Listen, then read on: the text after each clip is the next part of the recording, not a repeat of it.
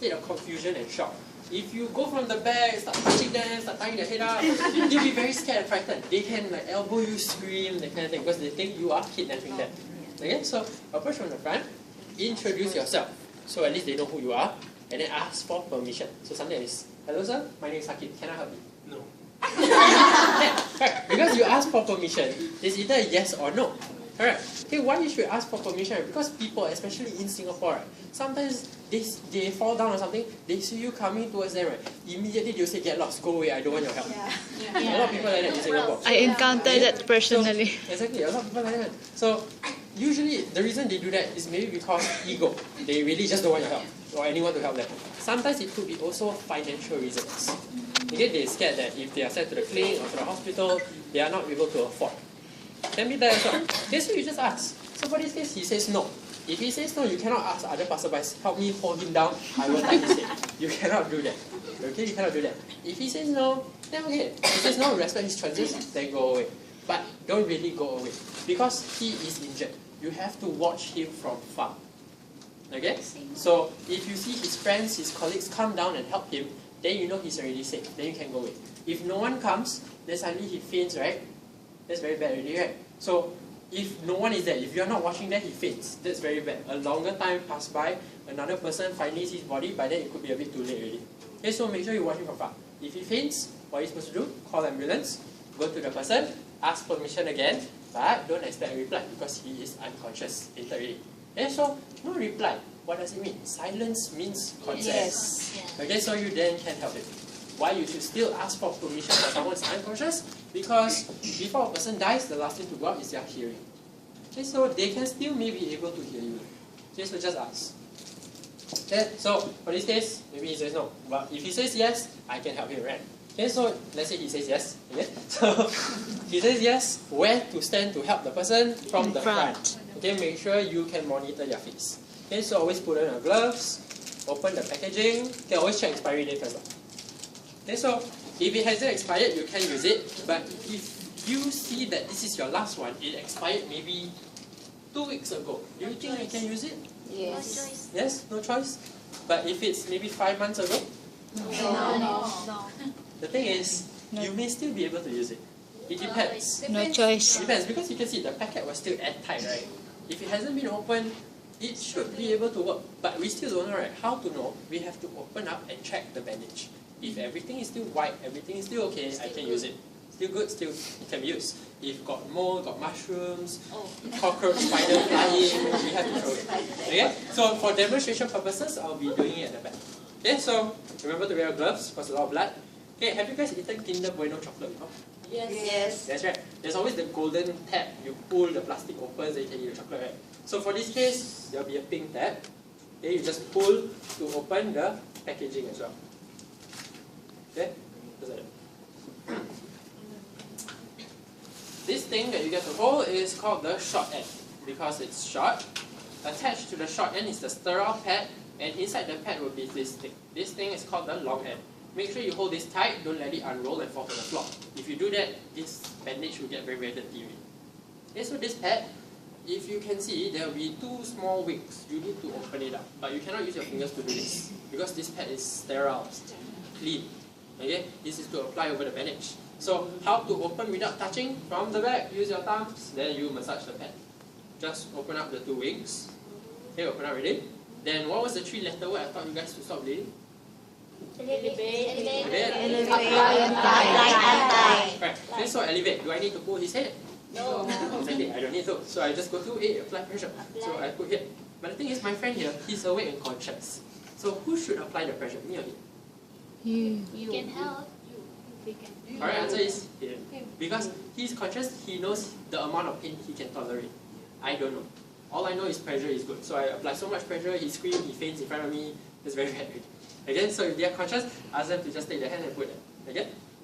So now, you have 2 sides, right? Short and long. Short side, just put in front of the ear. This side goes behind the ear. So when you want to bandage around the head, right? This side, everything in front of the ear. This side, everything behind the ear. This is to stabilize the back. Okay, so how many rounds you want to go around the face? 2 rounds. Okay, so from behind the ear, you go to the front. This part, right, go to the chin, don't go at the neck, you will choke and strangle the person if you do that. Okay, at the chin. This part, go in front of the ear. This one over the pads. This side goes behind the ear, at the chin. Okay, sometimes the casualty will be very, very noisy. You'll be screaming, shouting, scolding everyone. Don't use this to cover them up. Don't. Okay, so now, we reached 2 rounds around the face. What I want to do, I can keep doing that. Okay.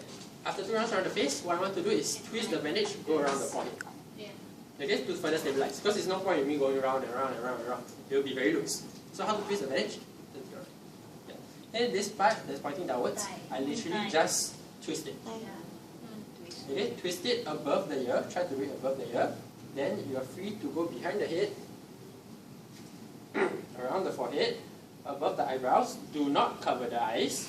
Okay, then you go 1 round. If you see you have enough bandages, maybe you can go a 2nd round. Sometimes you can go 3 rounds, sometimes just 1 round. It all depends on the size of the bandage you have. For me, just nice 2 rounds. Okay, so how to tie at the end, with the short end that's pointing outwards, right, just tie at the side. Okay, just tie. Any knot will do. You want to make the person look cute, tie ribbon. Oops, sorry. Okay, but I didn't tie ribbon. Okay, just a knot. But usually, even if there's a ribbon, there's always the excess, right? Yeah. You need to tuck everything in. So there's actually no point in tying the ribbon. Okay? Just tie a simple knot, tuck everything inside to keep it clean. Because if all these dangling things get hooked to anything, it will open up everything. Okay? So, after we tie this, we need to tie the secondary dressing. Because you can see here, the pad here is open. This is what I meant. If there's dust and germs in the environment, it can go beneath here. So I need to cover this. So how do I do that? Tie a bandana. Yes, bandana. Okay? Don't tie like the Muslims, the scarf. Okay, so how to tie a bandana? Very simple. Triangle bandage. You take the base of the triangle, which is the part I'm holding, the long part. Give it a tiny fold. This pointed part goes to the end, behind the head. This folded part covers all the white parts. Goes behind the person.